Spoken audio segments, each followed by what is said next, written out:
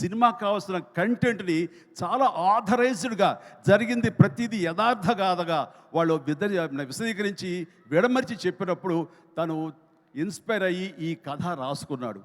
దీనికి కమర్షియల్ హంగులు ఎలాగో ఉంటాయి, మిమ్మల్ని అందరినీ ఉత్సాహపరచడానికి. సినిమాలు, ప్రేమ సినిమాలు, యాక్షన్ సినిమాలు చూస్తుంటాం, వాళ్ళని ఆదరిస్తుంటాం, వాళ్ళకి డబ్బులు ఇస్తుంటాం. కానీ ఇలాంటి సినిమాలు మన కోసం చేసినప్పుడు, ముఖ్యంగా యూత్ ఇలాంటి సినిమాలు చూడాలి.